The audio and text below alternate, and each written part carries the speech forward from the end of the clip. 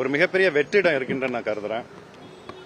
அந்த வெற்றிடத்தை நிரப்பக்கூடிய தலைவர்கள் யார் அடுத்து தமிழ்நாட்டு மக்களுக்கு நல்லது செய்வார்கள் என்று தமிழக மக்கள் ஒரு நல்ல ஒரு முடிவை 2026 அளிப்பார்கள் என்று நான்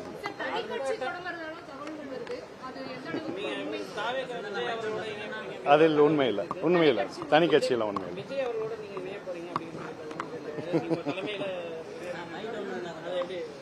காலம் தான் முடிவு செய்யும். நல்லது.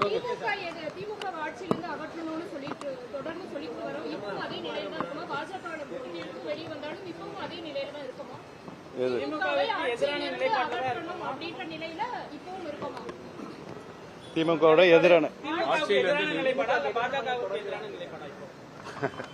எங்களுடைய நிலைப்பாடு இன்று என்ன என்பதை எங்களுடைய ஐயா பண்ருட்டி ராமச்சந்திரன் அவர்களே இருக்க சொல்றார். அந்த நிலைப்பாடு பாஜக கூட்டணியில் வெளிவந்திருக்கோம். அதிமுகவினுடைய தொண்டர்களுக்கோ நிர்வாகிகளுக்கோ என்ன சொல்ல விரும்புறோம்? அங்கேயும் பாஜக கூட்டணிக்கு எதிராக இருக்காங்க, தொண்டர்கள் ஏற்றுக்காம இருக்காங்க, அவர்களுக்கு நீங்க என்ன சொல்லுங்க? இந்த சூழ்நிலையில் அந்த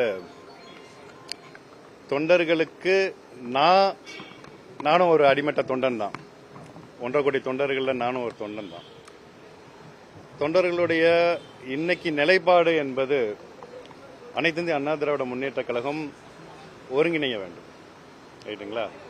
ஏனென்றால் புரட்சி தலைவி அம்மா அவர்கள் மறைவிற்கு நேரத்தில் இந்த இயக்கத்தினுடைய வாக்கு சதவீதம் எந்த அளவிற்கு இருந்தது, இன்றைக்கு இந்த வாக்கு சதவீதம் எந்த அளவுக்கு சரிந்துள்ளது என்பதென்றால் இதில் கட்சியில் ஏற்பட்ட பிளவுதான் காரணம். அப்ப ஒன்றிணைந்தால்தான் இந்த இயக்கம் வலிமை பெறும், எதிர்காலத்தை நோக்கி ஆட்சியில் அமரக்கூடிய ஒரு சூழ்நிலை வரும் என்பதுதான் ஒவ்வொரு தொண்டனுடைய கருத்து மட்டுமல்ல, பொதுமக்களுடைய கருத்து.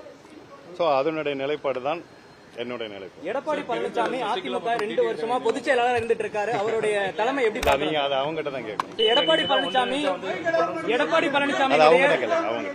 பழனிசாமி 2 வருஷமா அதிமுக பொதுச் செயலாளர் இருக்காரு. அவருடைய தலைமை எப்படி பாக்குறோம்? கட்சி எப்படி இருக்கு? அதிமுகவோட பொதுச் செயலாளரா எடப்பாடி பழனிசாமி 2 வருஷம் இருக்காரு. இன்னைக்கு அதிமுகவோட நிலைமை எப்படி இருக்கு?